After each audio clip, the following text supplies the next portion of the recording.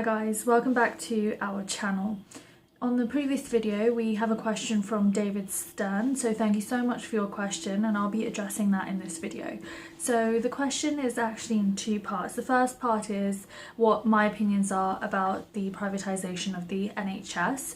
I think this is such a topical question, really current in today's political scene, and so it's definitely something that they can ask you in your interview.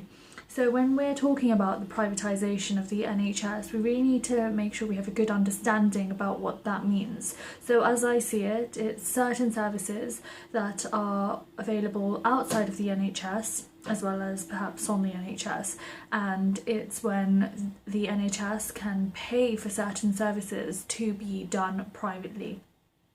And the term privatisation can be sort of broadly expanded by saying that maybe more and more services will be shifted into private healthcare until eventually it may not be available on the NHS at all. Now, privatisation of the NHS, it's quite a politically charged term, and I really don't think it's as black and white as some people may make it out to be. So when we're answering medical school interview questions, it's very important to show that you've actually considered both sides of the argument, because that's what's really showing that you're able to think more broadly.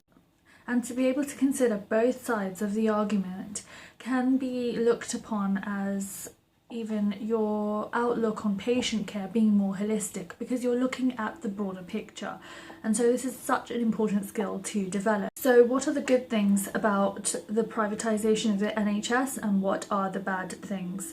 Well, one of the good things is that there might be less demand on services that the NHS provides. So if it means that the private sector can take some of the workload away from the NHS, with the NHS only having to pay a little bit extra for these services to be done privately, then it could mean that the waiting times are shorter.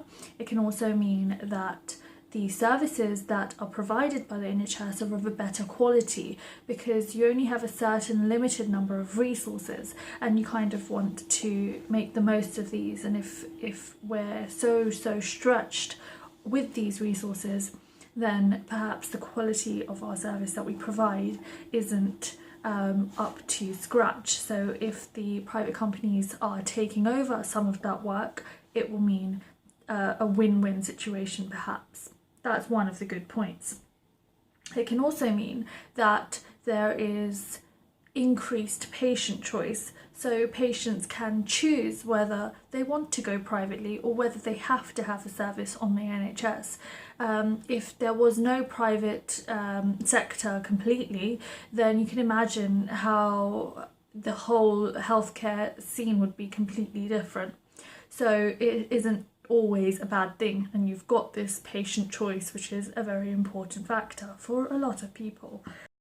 But then we also need to consider the bad points about the privatisation of the NHS. Firstly, you've already got cuts on the NHS. We don't have a lot of money, and so is it really an ideal situation that you're paying extra to send cases off to private healthcare? If you're paying maybe £1,000 extra or £5,000 extra per patient that you send off to private healthcare, then is that really beneficial to the NHS working as a whole? Or is it better that we're saving a lot more money by doing everything on the NHS itself?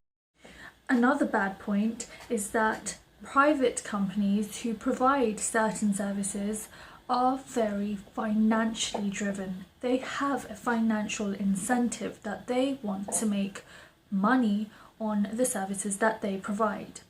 So what does that actually mean? Well, they may only provide the most cost-effective services that they can, which could lead to the more complicated, difficult cases having to be handled by the NHS, which could potentially be a greater drain on the NHS resources.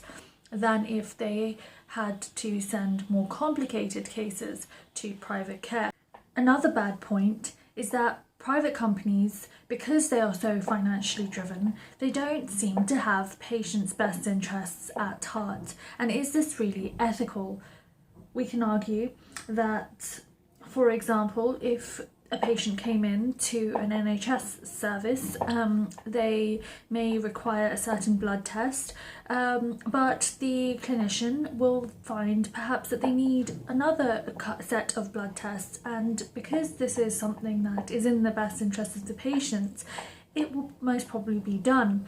Whereas if you have referred this patient to a private service, then they will only do the service that they've been asked to do, because why should they do extra when they're not getting paid any extra for doing those services?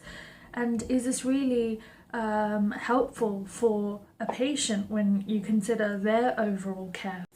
You also think about the fact that if private companies aren't making enough money, then they can just walk away from a venture, and this can leave a patient stranded, or a whole population of patients stranded. And we really need to be careful that this doesn't happen.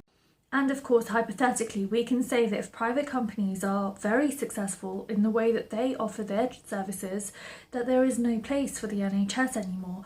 And in the future, if this is the case, does this mean that all patients will have to go privately? And does this mean that they will have to pay for the services that they require? Of course, so many people can't afford to do this. And so really, is this a slippery slope into completely privatising healthcare? So what I've done in this video is highlight some good points and some bad points about the privatisation of the NHS.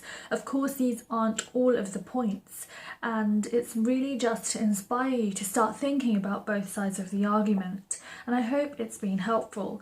Now, as I said, David's question actually had two parts, and I'll be addressing the other part of the question in the next video. So if you enjoyed this video, please do give it a like, and also comment down more questions in the comment section so that I can answer them in future videos. And please subscribe to be able to keep up to date with all of these videos. Again, as I said last time, good luck with all of the preparation that you're doing for your interviews, and I'll speak to you in the next video.